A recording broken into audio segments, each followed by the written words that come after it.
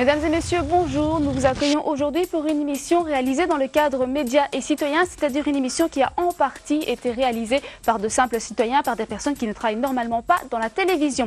Une personne qui est habituée à travailler dans la télévision, c'est Geneviève Godden, notre journaliste. Bonjour Geneviève. Bonjour Christine, et puis nous accueillons notre invitée, Geneviève Collard. Bonjour. Bonjour. Vous êtes en fait licenciée en sciences du travail et spécialisée en psychologie appliquée. Spécialisée en psychologie appliquée parce que je pense qu'on va parler de la confiance en soi, c'est le thème du jour. Exactement. En fait, les personnes qui ont travaillé à la préparation de l'émission avec nous ont souvent évoqué la confiance en soi. Ça paraissait vraiment être pour elles un élément essentiel dans la recherche de l'emploi. Voilà pourquoi on va l'aborder aujourd'hui.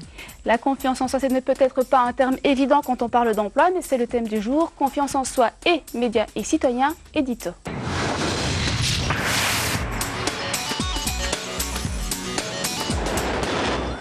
Médias et citoyens sont-ils sur la même longueur d'onde? C'est la question posée par la Fondation Roi-Baudouin qui souhaite favoriser la participation des citoyens dans les médias. Lauréat de ce programme, Profil a mis sur pied une rédaction participative constituée de journalistes et de citoyens porte-parole. Cette rédaction s'est posé la question, y a-t-il un lien entre l'image de soi et la confiance en soi? Travailler son image, ça va sans doute aider à avoir plus confiance en soi. En même temps, ne va-t-on pas favoriser une image qui est socialement acceptable plutôt qu'une image qui colle vraiment à la personne? Je pense que le fait de travailler son image permet effectivement d'avoir une meilleure confiance en soi, mais ça n'enlève en rien le fait de pouvoir avoir une image acceptable au niveau de notre société. L'image de soi, ça fait partie de la confiance en soi. La confiance en soi, finalement, on en parle beaucoup, mais comment ça se définit précisément? L'image de soi fait partie de la confiance en soi à raison de, on va dire, d'un bon tiers.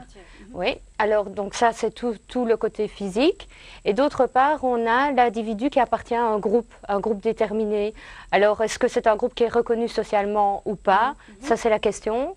Et ensuite, on a un troisième pôle qui est en fait comment l'individu a vécu et a ressenti les événements, son histoire. C'est ça, tout à fait. Oui. Sa vie. Quand on est à la recherche d'un emploi, c'est vraiment important, la dimension confiance en soi, pour se présenter à un employeur, pour faire les démarches, etc. C'est un élément fort important dans la mesure où chercher un emploi, c'est prendre des risques. C'est prendre le risque de rencontrer l'employeur, c'est prendre le risque d'être confronté à d'autres personnes, à des concurrents. Et donc, je vais dire qu'effectivement, c'est un élément à travailler. Pour retrouver un emploi, il faut beaucoup de confiance en soi. Et en même temps, quand on est demandeur d'emploi, finalement, on perd une partie de sa confiance en soi. On n'appartient plus à un groupe social favorisé, bien reconnu. Oui, on a moins confiance en soi, on ne peut pas généraliser évidemment, mais c'est une tendance qu'on a pu constater. Et le fait, je crois, pour la personne de faire certaines démarches, ça permet de reprendre confiance en soi parce qu'en fait, elle se génère dans l'action. C'est ça. Eh bien, on va voir en fait le témoignage d'Evelyne. Evelyne qui a participé à l'élaboration de cette émission. Evelyne qui, au moment de chercher son premier emploi, s'est tout d'un coup retrouvée confrontée à un problème de confiance en soi. Je me disais, ben voilà, ça fait 3 ans que tu es sortie de l'école, as-tu toujours les connaissances qu'il faut? Partout dans les annonces, on demande de l'expérience. Et moi, justement, qui n'en ai pas, je me demandais pourquoi l'employeur me prendrait moi, alors que justement, je n'ai pas d'expérience. On n'est pas seul, il y a d'autres personnes dans le même cas qui doutent aussi. Et ça remonte le moral. La confiance, de me dire je suis capable de trouver un travail, même si je n'ai pas vraiment d'expérience. Ça me permet d'avoir un rythme de vie maintenant. Finalement, je me débrouille plutôt bien. Un coup de fil et j'ai décroché un stage dans une étude notariale. Pour moi, c'est un premier contact avec le monde du travail, plein d'espoir.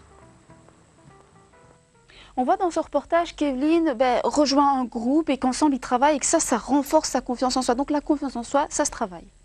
La confiance en soi, ça se travaille, je dirais, tous les jours et en aucun cas elle n'est acquise une bonne fois pour toutes. C'est cyclique, et donc ça veut dire qu'il y a des outils qui sont vraiment à disposition des personnes pour retrouver la confiance en soi?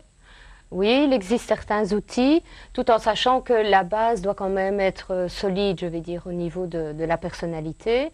Maintenant, en tant qu'outil, on a la possibilité, je vais dire, de développer la prise de parole en public. Elle peut elle-même, lors de petites manifestations, se lancer, je dirais, prendre des risques. Vivre des situations positives aussi, vous disiez, c'est important? Vivre des situations positives, donc c'est se mettre dans un processus de réussite. Oui, c'est fort important. C'est ça l'idée, c'est leur donner confiance en soi, en appartenant à un groupe, en ayant les mêmes problèmes, en travaillant ensemble. L'influence qu'a le groupe sur la confiance en soi est très importante. Et dans cette mesure-là, c'est vrai que s'ouvrir aux autres, donc leur donner un minimum de confiance, renforce la confiance qu'on a à proprement parler de soi. Alors en même temps, c'est vrai que bon, quand on voit les chiffres du chômage, il n'y a pas de travail pour tout le monde. Est-ce qu'on ne risque pas de rendre confiance à ces personnes et puis de les faire vivre à nouveau un échec? Alors, l'idéal, c'est de les mettre en situation de confiance en soi, ça c'est clair, et ensuite qu'elles puissent mener leur propre chemin. Maintenant, ceci dit, si ce n'est pas par le biais des organismes traditionnels, des petites annonces, etc., elles peuvent créer aussi leur propre job. On va maintenant regarder le témoignage de Jean-Marc. Jean-Marc qui a participé à l'élaboration de cette émission et que nous retrouverons en plateau après ce reportage. Je m'appelle Jean-Marc, j'ai 47 ans, j'ai fait des tas de choses dans ma vie. J'ai rencontré des gens, parfois au forum, que j'appellerais un petit peu des pépites, quoi. Ce sont des gens ressources qui ont un peu d'audace, qui se démarquent un petit peu d'une froideur de l'institution et qui m'ont renvoyé des signes positifs. Je voulais travailler en audiovisuel, je voulais travailler avec une caméra depuis toujours. Aujourd'hui, je suis en formation. Ça n'a pas été très simple de la trouver, cette formation. Notre société ne nous permet pas trop de pouvoir exprimer des désirs comme ça. Donc, c'est quand même le fruit d'un travail, de ce que je voulais donner comme sens à ma vie, c'est vraiment ça. Et il y a un moment où je dois décider que c'est vraiment ça que je veux faire et quel que soit le prix à payer, je le ferai. C'est donner du sens à sa vie, quoi. Jean-Marc Brumagne, bonjour, merci d'être sur ce plateau, merci d'avoir travaillé avec nous. À la fin du reportage, on vous voit marcher sur des rails. Ça a été dur de sortir des rails imposés par la société, ça vous a demandé de la confiance en vous? Oui, finalement oui. C'est dur de changer de voie. Il faut énormément de courage, il faut une pugnacité de chaque moment et y croire, toujours y croire. Oui, c'est quand même assez dur. Et vous avez été aidé, je ne sais pas, par les institutions, le forum, vous avez parlé de pépites, de rencontres opportunes. Oui, oui. Mais il y a deux aspects par rapport aux institutions. J'aime donner l'aspect positif. Premièrement, le contact, l'individu face à l'institution, c'est plutôt froid, c'est souvent décourageant. Mais jamais pouvoir donner cette information-là. J'ai rencontré deux personnes qui ont été ressources, qui ont réallumé mes feux quand je faiblissais un petit peu. Et ça, c'est des hasards de rencontres. Hein. Mais enfin, jamais dire que dans les institutions, il y a des gens ressources parfois. Hein. Mais ce n'est pas l'institution en elle-même. Vous trouvez ça normal finalement que peut-être on casse un peu les gens qui veulent changer, qui veulent sortir des rails imposés?